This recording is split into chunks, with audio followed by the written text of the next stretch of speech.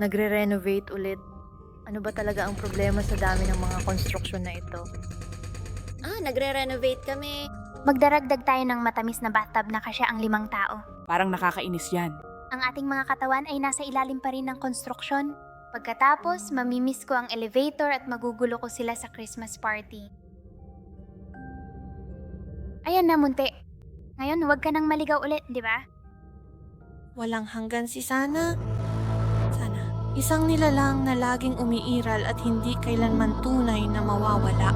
Pero salamat sa muling pagsasama-sama ko sa mga kaibigan ko. Ang pagiging malaki ay maaaring maging malungkot. Nako, wala talaga akong masyadong maintindihan sa lahat ng sinabi mo. Pero ang cute-cute mo talaga. Natapos ang mission sa Otsu. Lahat. Otsumet otsu. Ame, Parang may kung anong bagay malapit sa barko ang sumisira sa radar. kayamanan ba ito? Pwede akong bumili ng mga matatamis na kadena, di ba? Dapat siguro nating tingnan yan. Kayamanan. Gusto ko ng ilan. Mukhang mahalaga ito. Dapat na tayong pumunta. Magkikita tayo mamaya. Bye-bye. Salamat muli. Kita-kits mga uto-uto. Natuklasan ng may kababalaghan. Iniisip ko kung ano kaya yon. Mukhang masarap. Naku, hindi. Naubusan na tayo ng oras para tumakbo, mga kasama ko. Sige guys, isuot nyo ang braso. Ina, itakda ang coordinate. Ciara, maghanda sa talon.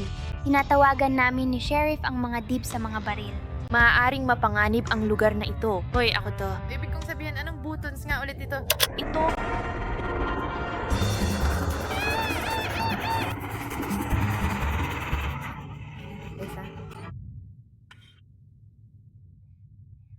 Hindi naman talaga ganun kasama sa totoo lang ang lahat ng iyon, Charlie. Nandito na kami. Ayos lang ako. Ayos lang ako. Shuhaharg, lahat kayo ay parang, Halika rito, bata ka. Magbihis na kayo mga binibini, may signal na ang radar at papasok na tayo.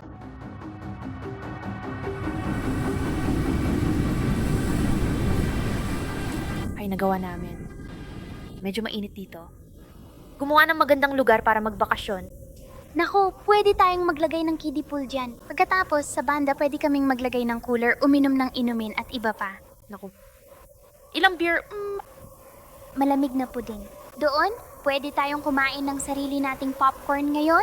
At pagkatapos manood ng sine, magiging kahanga-hanga ito. Heto ina, mayroon kang mahiwagang pahiwatig. Dito at doon sa kabilang banda, pwede kaming maglaro sa mataas na lugar sa kama ko, pero mas gusto ko pang manatili sa isang spaceship. Nakakatakot lugar na ito. Huwag kayong mag-alala, babantayan ko puwitan.